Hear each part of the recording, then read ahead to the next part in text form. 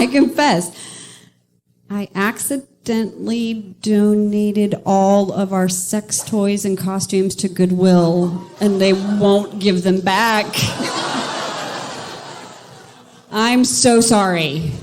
But someone's going to get lucky or unlucky, depending how you look at it. This podcast is intended for those 18 and over. If that's not you, please check out scarleteen.com and come back to this podcast when you are of age. Thank you for listening to the BedPost Confessions podcast. BedPost Confessions is an Austin-based live storytelling series featuring smart, sexy stories. Between performers, we asked audience members to anonymously submit anything worthy of a confession, which is then read aloud by one of our producers. The performance you're about to hear was recorded on November 21st, 2013. BedPost Confessions was honored to have New York City-based erotica writer and editor Rachel Kramer Bussel take the stage to share her story, Talk Mommy to Me. Here is Rachel. I want to be a good boy for my mommy. This sentence is probably commonly spoken by actual little boys, but the man saying it to me was in his 40s, and he was naked. This was our second date, and we were in his bed. It wasn't the first time the M word had been mentioned in our dirty talk, but unlike on the phone, I couldn't just laugh it off and pretend I hadn't heard him.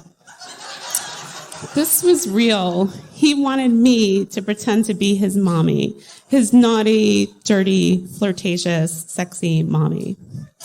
I had the choice of telling him I wasn't into that kind of role-playing or going with it. I chose the latter. One subset of the catch-all term BDSM, which stands for bondage, discipline, dominant submission, sadism, and masochism, and I'm going to use it in a sentence because I fact-checked that right before the show on Urban Dictionary. I just had this moment of like, what if I'm missing something? And their sentence that they used it in was, are you actually into doing BDSM, or do you just carry that leather whip for show? So one subset of BDSM is called age play, which the Center for Sexual Pleasure and Health defines as, quote, sexual role-playing where one partner pretends to be older and in control while the other pretends to be much younger, end quote.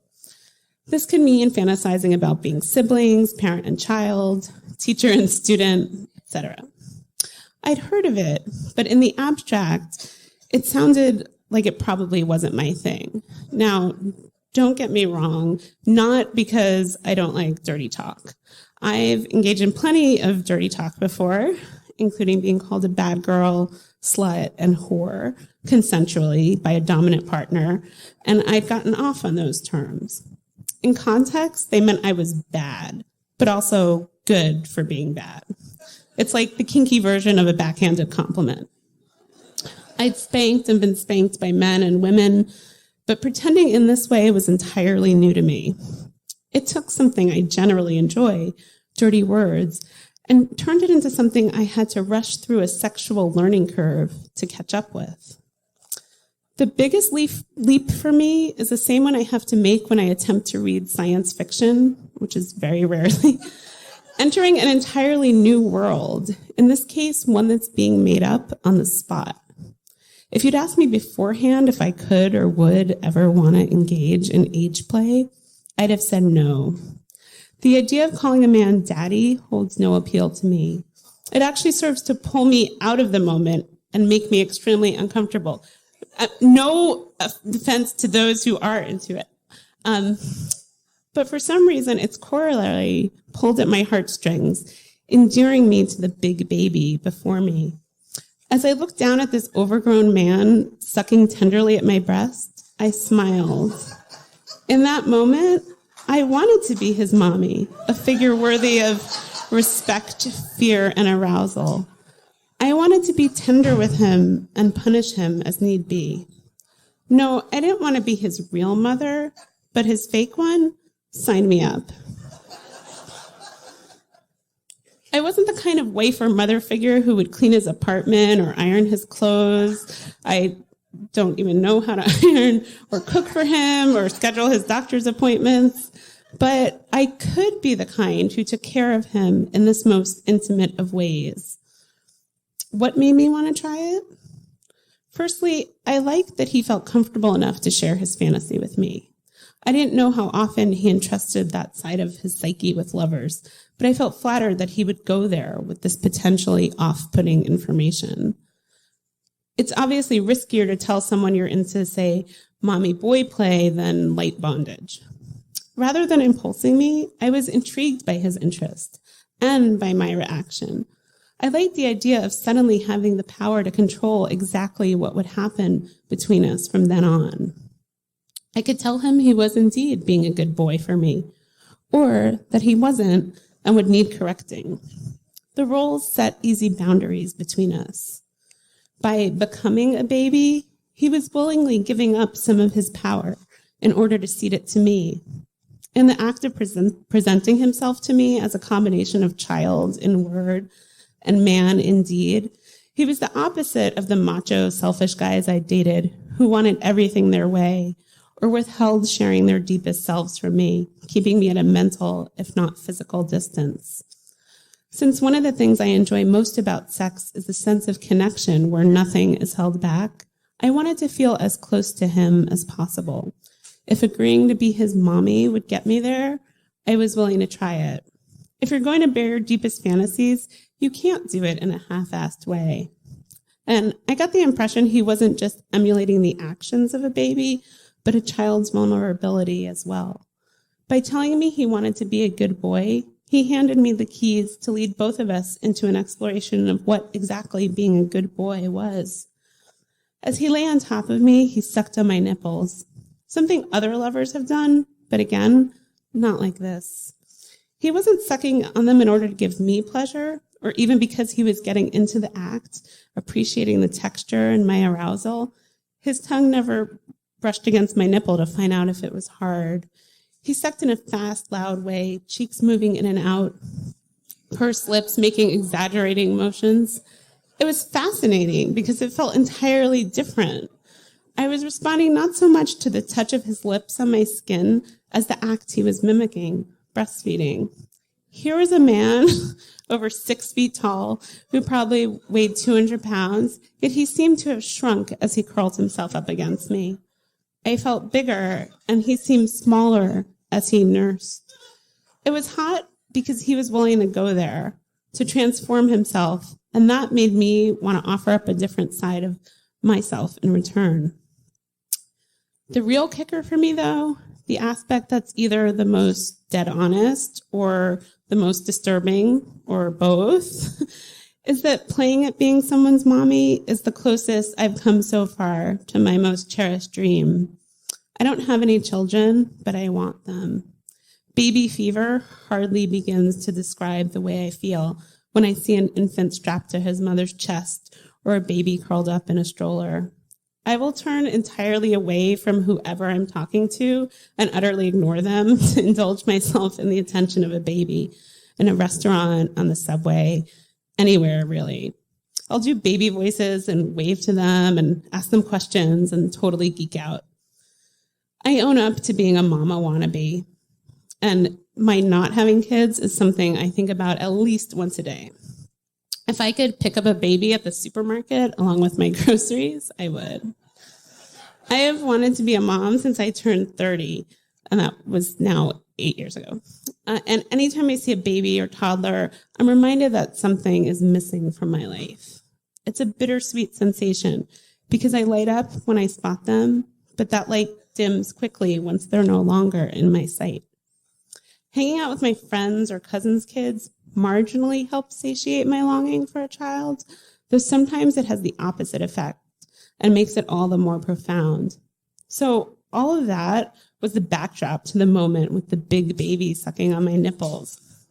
Having someone literally calling me mommy, something even the kids I'm friendliest with don't, was as close as I could get at that moment to being a mom. Let me be clear. My maternal feelings for kids are not ones I consider sexual, but my desire to comfort, nurture, and deliver large doses of TLC does play a role in my sex life and relationships. While I'd never officially engaged in age play before, caregiving has been one of the ways I pride myself on providing to lovers. That might mean surprising them with dessert. This is all true, this next part. Sending them a list of the broken links on their website. And there were a lot of broken links, I just wanted to say. Giving an intense massage, mailing a package for them, or washing their dishes. Performing those kinds of tasks feels maternal to me on some level. Yes, they're things I would do for a friend or family member, but when I'm doing them for a lover, I feel an added layer of sexual pride. I don't necessarily get off in the physical sense when I'm running errands for someone, but I appreciate being useful, and that appreciation has erotic undertones. And when I'm in the dominant role, I also see myself as a caretaker, albeit in a different way. If I'm slapping or spanking or biting or pinching someone who gets off on me delivering pain, I'm fulfilling a sexual need that they possess. It may not be the same kind of caretaking as feeding someone chicken soup, but it is taking care of someone else. And I can only get into topping a lover when I know that they crave that power play as intensely as one can. To me, it would feel utterly pointless to spank someone, for example, if they weren't into it. So while mommy play was new to me, combining kink and caretaking wasn't. By offering me the role of mommy, my date took my previous experience and brought it to a whole new level of intensity. We spun a fantasy that some of you might also enjoy. It's not that dirty, don't worry. In which I was sitting in a hotel bathtub, warm and full of bubbles, while he waited to towel me off, then gave me a foot massage. The stories we shared were far from what I think of as depraved. They were gentle, tender, and loving. I could see myself soaking in that tub, him washing my hair, massaging my feet, fetching food for me, sleeping at the foot of the bed. If it was unreal, it was as unreal as the future children I can't wait to meet. But still, that's a lot to process on a second date. Or even a 70th date. For all my sexual adventures, going to such a deeply psychological headspace was kind of overwhelming. This wasn't the kind of sex that you enjoy, then forget about after it's over. Over the course of that night and the next morning, each of the 3 times we got it on, we did so as mommy and boy. I wondered if that was the only way he could get off. And once again, getting ahead of myself, which I'm really good at, I wondered whether I could continue our role playing if we got to the point of being parents ourselves. But I never had to face that question because after our date, our second date, save for one brief check-in email, he didn't contact me. I'm too stubborn and proud to want to beg someone to do that, so I waited to hear from him. And when I didn't, I wondered if perhaps he felt shy or ashamed about what we'd done, but I still wasn't quite ready to ask him. Age play isn't something I necessarily plan to seek out in the future, but it taught me about why I get off on being given that kind of power, which is something I've translated into other erotic encounters. It showed me that being maternal can take many forms and reminded me that no matter how old I may be chronologically, sex always has new things to teach me. Thanks.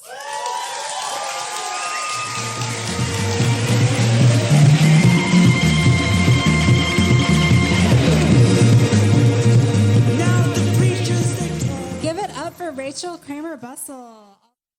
Rachel Kramer Bussel is a writer, editor, blogger, and event organizer from New Jersey. She's edited over 50 anthologies, including The Big Book of Orgasms, Baby Got Back, Anal Erotica, Twice the Pleasure, Bisexual Women's Erotica, and Best Bondage Erotica 2013. She writes widely about sex, dating, books, and pop culture, and teaches erotic writing workshops at colleges, conferences, and sex toy stores. Follow her at Raquel Lita on Twitter and visit her at rachelkramerbussel.com. BedPost Confessions is produced by myself, Mia Martina, of the I Want Your Sex podcast at miaontop.com, Sadie Smythe of That's What Sadie Said.com, and Julie Gillis of juliegillis.com. Podcast audio production by Ian Danskin at innuendostudios.com and sponsored by Little Shop of O's. For all your sex toy needs, head to littleshopofos.com. You can find links to all of our websites and more information about Bedpost Confessions at bedpostconfessions.com. You can also confess with us at Bedpost Confessions on Facebook and Bedpost Confess on Twitter, where we tweet audience confessions. Chime in and add yours. Until next time, we'll leave you with a few other confessions from the audience. I confess, I get really horny when I'm hungover. And I fucking relate to this because I used to drink and I had a lot of hangovers. Same thing. Anybody else horny when you're hungover? I'll Right? that. Okay, I confess, I get really horny when I'm hungover, and when that morning after desire happens on a weekday, I go into the stalls at work and I rub my clit till I come twice. You gotta do what you gotta do. You are the one that's hogging that stall? Jesus. I confess, when visiting Google and seeing they had bidets in the restroom, high-powered and oscillating bidets, I could only dream of a workplace with Wi-Fi and masturbating tools at your disposal. Fucking Google. You have to take a test to get in there, so study up.